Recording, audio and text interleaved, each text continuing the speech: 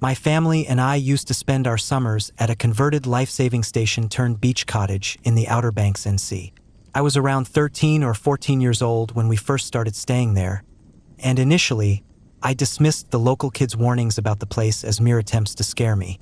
The first few nights passed without incident, but soon strange occurrences began to unfold.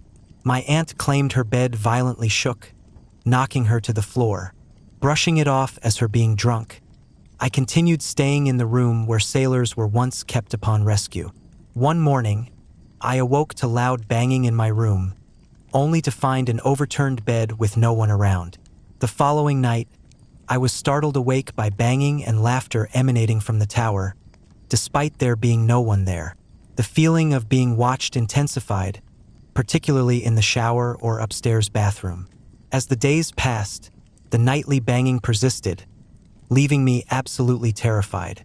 One morning, after oversleeping, I discovered every door in the house deadlocked from the inside, a perplexing and unsettling occurrence. Despite the unnerving experiences, we returned to the cottage for several summers, each visit marked by the same eerie happenings. Eventually, the house was washed away by a hurricane, leaving only the tower behind on the beach, a reminder of the haunting memories that once haunted its halls. Once, my brother was on the phone with his girlfriend when she claimed she could hear an old lady asking him for a glass of water. Despite there being no one else around him, she insisted on hearing the voice. He brushed it off initially, but she persisted. Eventually, he hung up and went to check on our grandmother, only to find her lifeless in her bedroom. Years later, a similar eerie incident occurred to me. It was around 11 p.m., and I was on the phone with a girl when I noticed a man on a bicycle passing by outside my window, the same spot where my brother had experienced the strange occurrence. Suddenly, the girl on the phone stopped talking, and when I asked if she was still there, she apologized, saying she thought I had gotten into trouble. Confused, I reassured her and asked why she thought that. She explained that she had heard a voice telling her to stop talking on the phone. It's late. Go to bed. Despite being alone in the house with everyone else asleep, I knew exactly who she was referring to, the voice of our grandmother. I shared this unsettling connection with the girl, but her discussion of ghosts and the supernatural only heightened my unease. Hastily, I ended the call and hurried into my room, seeking refuge from the eerie encounter. Lights turning off and on, items flying off shelves and counters. One time when I was home alone at night, I saw something move out of the corner of my eye. I looked over and saw one half of my scarf, which I had draped over the top of my bathroom door, suspended at a 20-degree angle, including the tassels midair. At this point, so many strange things were happening in my apartment, including physical welts on my back, that I was terrified to be there. I quickly got dressed and went outside the building before breaking down in tears and calling my grandma to pick me up. Another time, my friend and I were outside smoking when we heard what sounded like someone thrashing around in my apartment. Chairs were being smashed into walls, and shelves were being tipped over. However, when we rushed upstairs to catch whoever it was, we found nothing out of place in my apartment, and all the other units were locked. I checked. Although I never saw a ghost, apparition, or shadow when we first moved in, everyone hated coming into our building, saying it felt off. My ex and I didn't feel that way at first and thought everyone was exaggerating. However, by the time I moved out, I avoided talking about ghosts or watching anything remotely paranormal in my apartment. Eventually, I watched the movie Paranormal Activity at a friend's house, and I cannot describe the chill I felt. Similar things were happening in my own home. I haven't experienced anything like it since I moved. One weekend night, my parents were out at a party, leaving just my sister and me at home. As usual, I was up playing video games when I heard what I thought was my parents returning. Quickly, I switched off my games and hopped into bed, pretending to be asleep. Normally, I slept with a small lamp on, but that night I decided to turn it off to feign sleep. As I lay there pretending, I heard someone enter my room and approach the dresser where the lamp was. I kept my eyes closed but peeked discreetly to see a figure reaching for the light switch. Just as they turned around, their gaze locked onto me, and I felt a chill run down my spine. All I could discern in the dim light was a figure wearing a large, old-fashioned brown dress, reminiscent of the Victorian era. The face was obscured, darkened by shadows, making it impossible to make out any details. Despite this, I sensed a smile directed at me before the light was switched off, and I eventually fell asleep. The next morning, at breakfast, my parents mentioned their surprise at finding me asleep with the light off, as I usually left it on. Perplexed, I asked everyone in the house if they had turned off the light, but no one admitted to it. To this day, I remain unable to explain the mysterious encounter. What adds to the mystery is a recent discovery: a photograph of my great-grandmother, who passed away decades before I was born, wearing a dark Victorian-style dress, eerily similar to the figure I saw that night. 2 days after my son was born, my husband's grandfather passed away. As my son was a preemie and spent time in the NICU, I couldn't attend the funeral, but my husband did.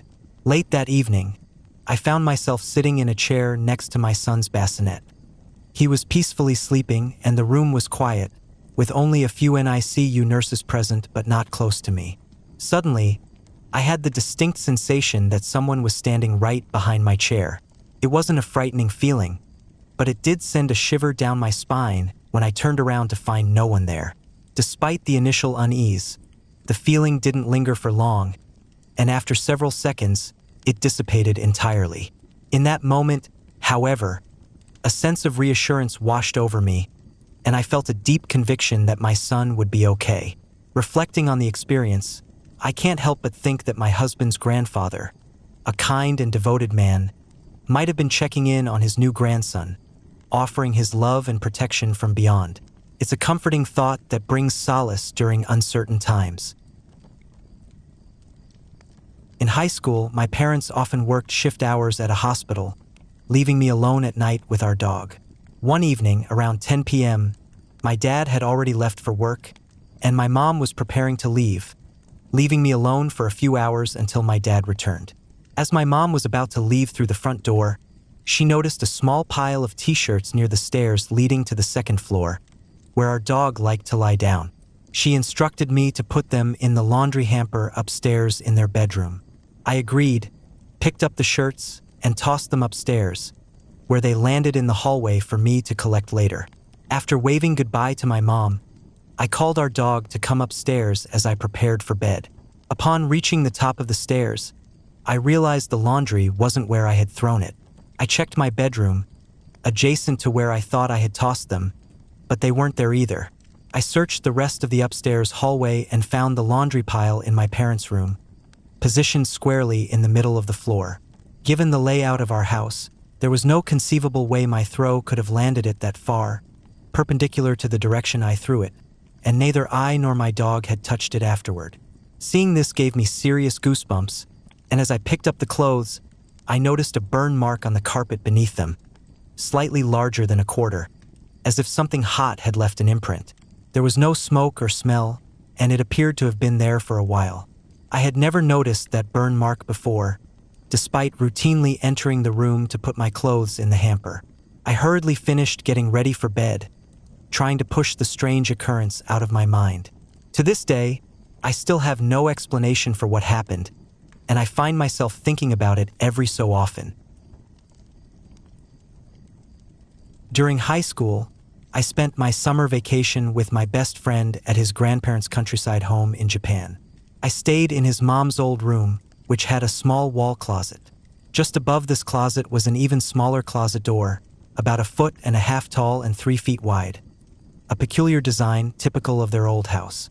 In the first couple of weeks, jet lag and Japan's hot and humid weather made it difficult for me to sleep at night.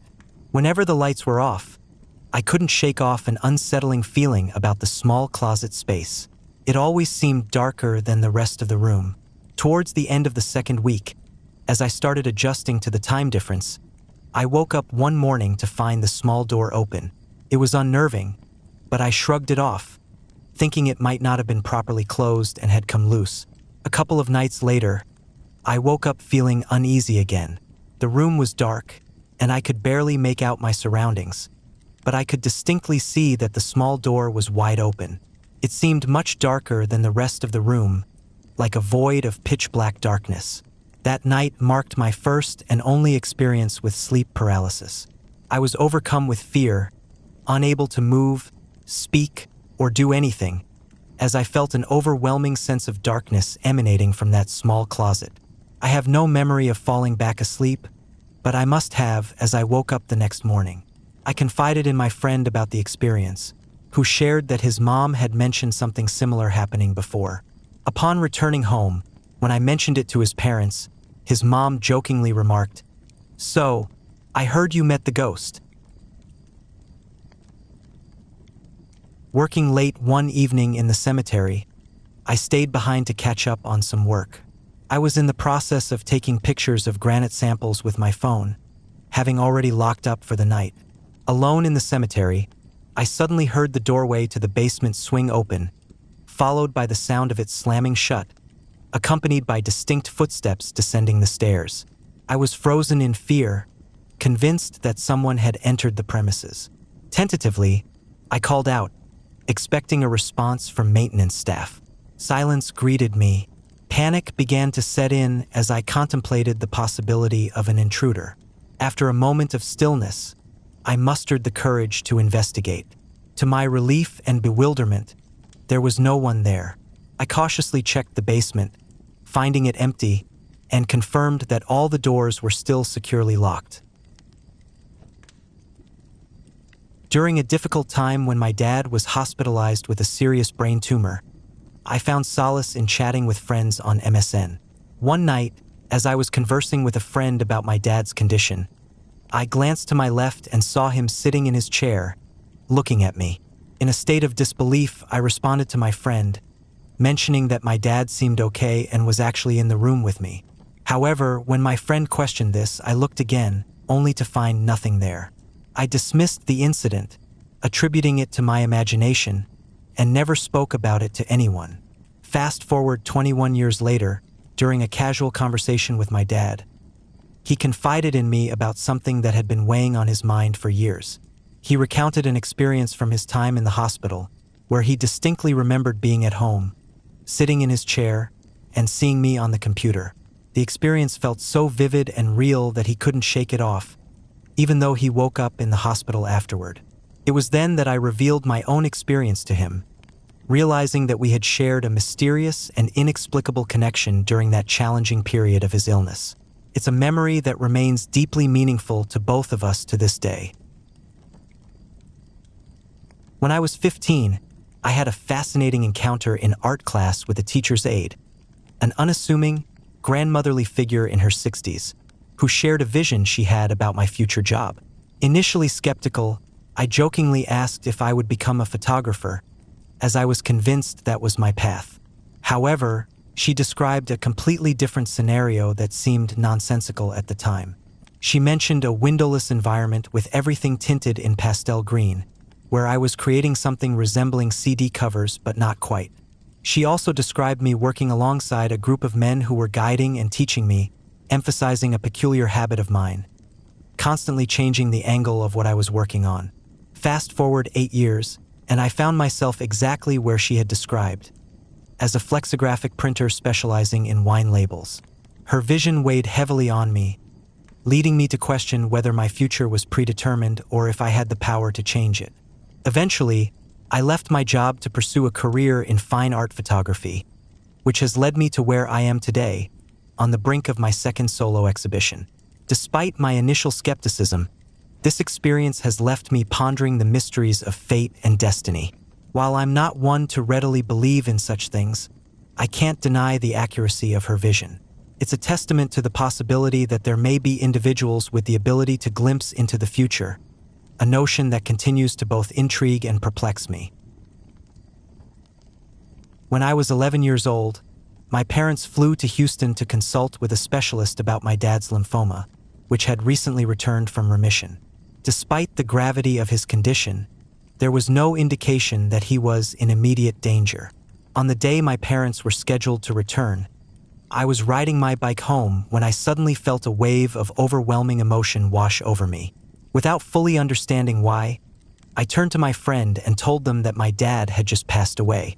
My friend was understandably confused, but I knew with a certainty that I couldn't explain. Arriving home, I found my grandparents, my dad's parents, sobbing on our back porch. I stood in the doorway, watching them for several minutes, unable to bring myself to approach or speak to them. It was only later that I learned my dad had indeed passed away, just an hour before I arrived home from school. There had been no phone calls to the school, and I hadn't interacted with anyone who knew about his passing prior to my bike ride. His death was unexpected. He had contracted pneumonia while in Houston, and it ultimately claimed his life. This experience left me with a profound sense of the inexplicable and the mysterious workings of fate, as well as a deep understanding of the powerful connections that can transcend rational understanding. When I was 6 years old, I slept in a bunk bed alone in a room meant for my younger brother, who was too scared to sleep alone. That particular night stands out vividly in my memory. It began with a chilling feeling that seemed to permeate the room, followed by a sudden warmth that engulfed me, likely due to a night terror. As I lay there, my breathing became heavy, and I slowly opened my eyes to find the room empty. The soft glow of my night light in the corner provided some comfort, but as I closed my eyes again, I felt a heavy hand gently petting my shoulder. Startled, I snapped my eyes open, only to find no one there. Terrified, I pulled the covers over my head, trying to convince myself that it was just my mom comforting me. However, the sensation of the petting persisted, causing me to keep my head under the covers for the next 12 years out of fear. My mom later confided in me that she knew a woman had passed away in that apartment before we moved in, leading her to believe that it was the spirit of that woman trying to comfort me. One of my earliest memories from my childhood home, when I was between 3 and 6 years old, involves my dad soothing me to sleep by petting my back. I distinctly remember the comforting sensation of his big, warm hand on my upper back. However, one night, I woke up in the middle of the night feeling someone petting my back. I was sleeping on my stomach with the light on, and initially it felt nice and warm. But as the pressure increased, I realized it was pressing too hard, and I didn't want to be petted anymore. Trying to shake off the sensation, I felt the hand grip and poke at my back aggressively. Confused and scared, I sat up in bed, only to find no one there. Terrified, I hurried to sleep between my parents for the remainder of the night. Throughout my childhood, our house seemed to be filled with odd occurrences, affecting not only me but also my parents and siblings. Eventually, my parents renovated the house, including converting my old room into a larger bedroom for themselves. During my teenage years, when the strange happenings peaked, I found myself alone at home one night, unable to sleep due to the unsettling atmosphere. Frustrated and desperate for peace, I stood in the darkness of their old bedroom and screamed, demanding that whatever was causing the disturbances leave me alone. Surprisingly, after that outburst, the eerie incidents seemed to subside, and I finally felt at ease in the house. A few months before I arrived in Japan to teach at a school, I learned about the unfortunate passing of the third-year homeroom teacher in a drunk driving accident. Although I never had the chance to meet him personally, I had seen his face once in the school group photo taken at the beginning of the year. Fast forward to graduation day. As I sat among the other teachers in the front of the auditorium, I noticed someone standing in the back near the door. In a tiny town of just 3,000 people, I thought I knew everyone who would attend such an event. However, this person stood out. I could swear he looked exactly like the teacher I vaguely remembered. Feeling a bit unnerved, I tried to push the thought aside and focus on the ceremony. After the graduation, during the staff debrief meeting, the principal brought up the presence of Mr. M, mentioning how glad he was that the teacher had come to see his students off. The revelation sent shivers down my spine, confirming that I wasn't alone in witnessing the surreal encounter. One weekend while at my dad's house, he and I experienced a series of eerie occurrences that left us both unnerved. It began when my dad heard footsteps coming from my stepsister's room while he was upstairs shaving. Assuming it was her, I joined him as he went to investigate. To our surprise, my stepsister was fast asleep, and there was no way she could have crossed the room and gotten into bed so convincingly in the brief time it took us to reach her door. We checked her TV and radio, both of which were off, ruling out any mundane sources for the mysterious footsteps. Despite our efforts, the footsteps continued, often occurring in the early hours of the morning, and sometimes with such intensity that they shook the ceiling fan in the dining room directly beneath her bedroom. As if that weren't enough, I also experienced a pervasive feeling of being watched whenever I showered at my dad's house. Eventually, the paranoia became too much, and I refused to use the upstairs bathroom altogether.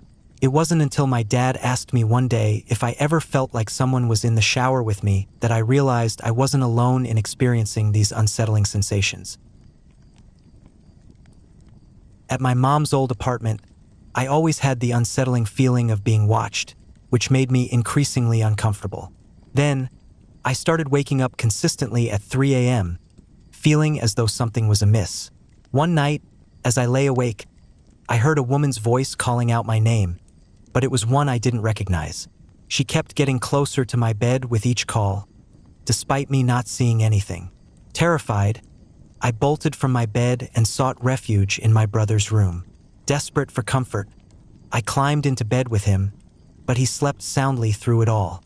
I could hear the footsteps of the unseen presence following me until I reached my brother's doorway. From then on, whenever I woke up in the middle of the night, I would seek solace in his room, sleeping on the top bunk of our bunk beds. Despite my experiences, my mother remained skeptical, refusing to believe what had occurred. Thankfully, our time in that apartment was short-lived, and we moved out after just a couple of months, leaving behind the eerie occurrences for good. During my teenage years, I found myself waking up every night around 3 a.m. with a sense of impending dread, accompanied by my dog, whose hackles were raised in a similar state of alertness. The source of this unease seemed to stem from the bathroom attached to my bedroom.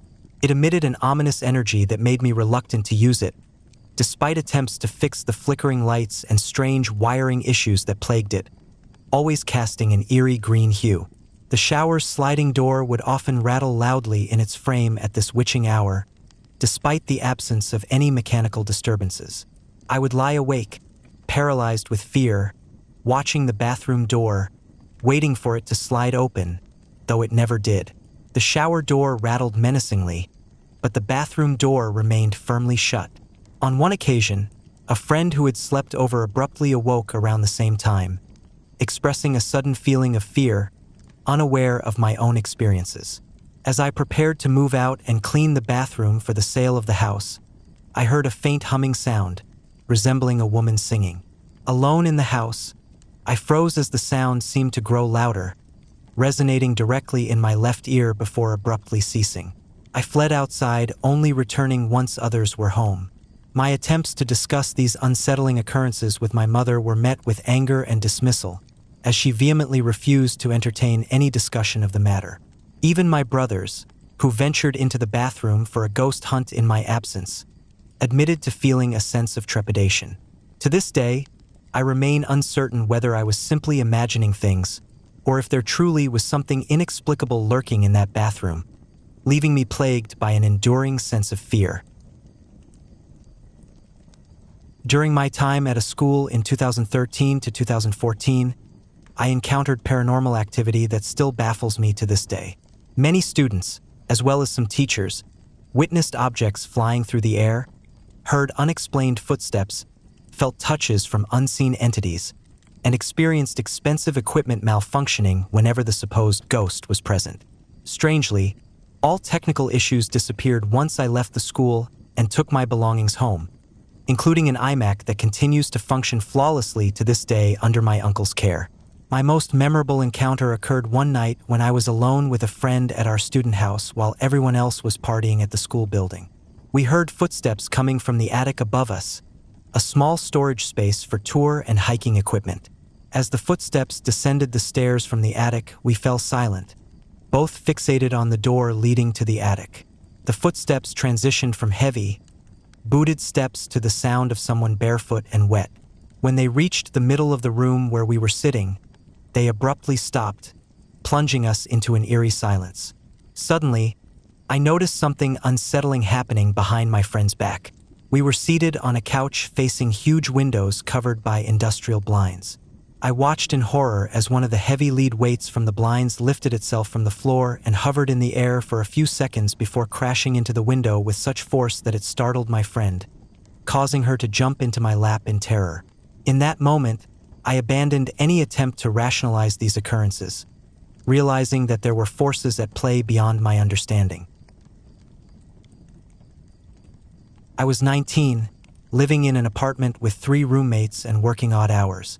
One night, while making my usual trek from my room to the bathroom, I encountered something I'll never forget. As I exited the bathroom and turned off the lights, I saw a teenage girl standing at the junction where the short hallway met the living room. She wore a white flowery dress and had a serene smile. Despite her seemingly harmless appearance, I was overcome with fear and fled to my room in a panic. After gathering my courage, I emerged about 20 minutes later, cautiously turning on all the lights as I searched the apartment. There was no sign of the girl, but the spot where she had stood felt noticeably colder than the rest of the apartment for an August evening.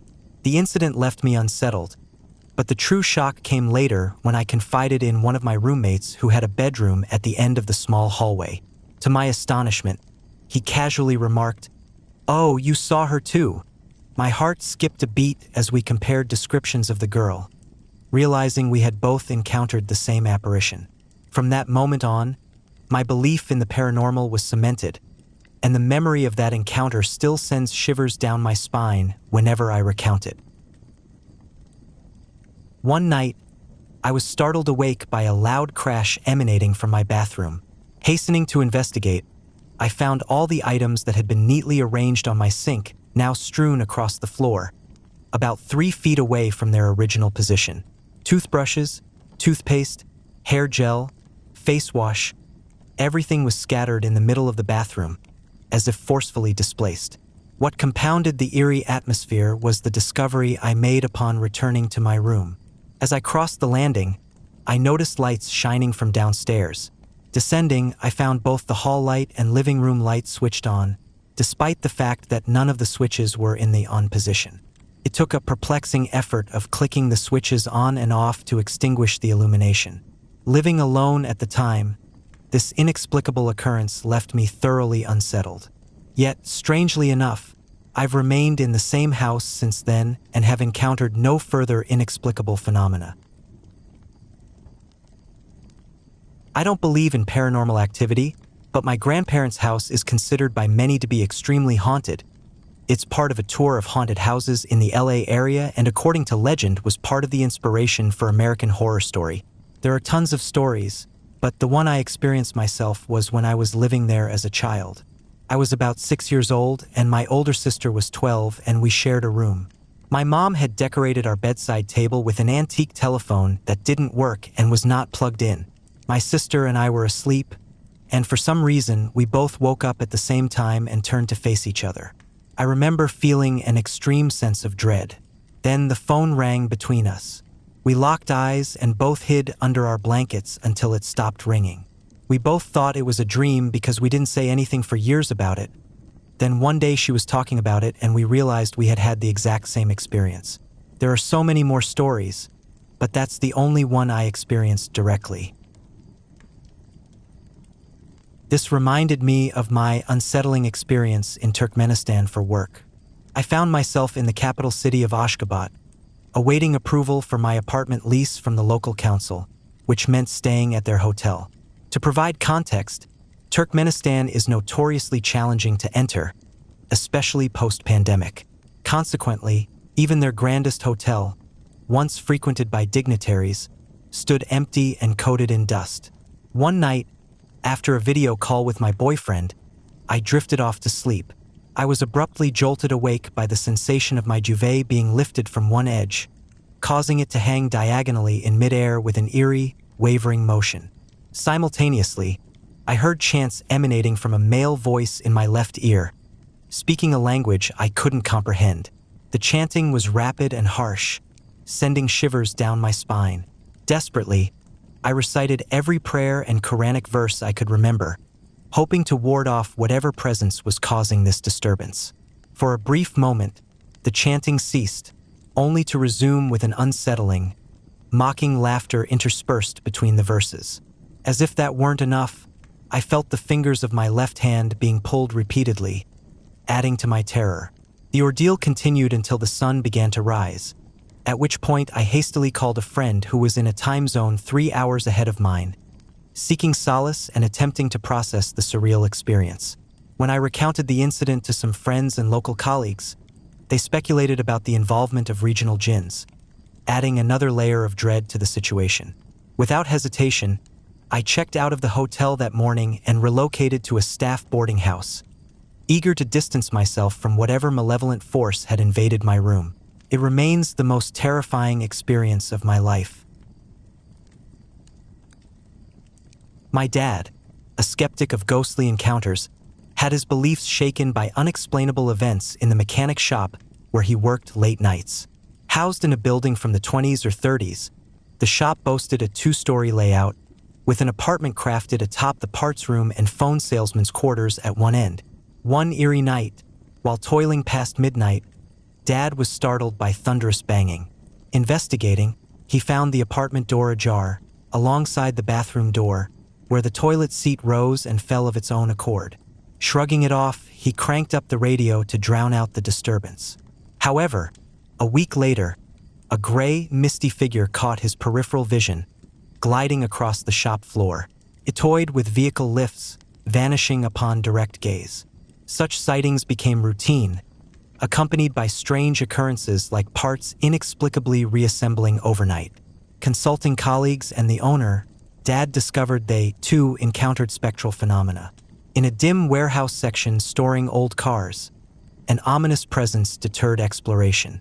Even the shop's wise German shepherd refused entry, signaling an unsettling aura. Despite skepticism, first-hand encounters left an indelible mark on Dad's beliefs, unraveling the thin veil between the mundane and the supernatural in that haunted shop.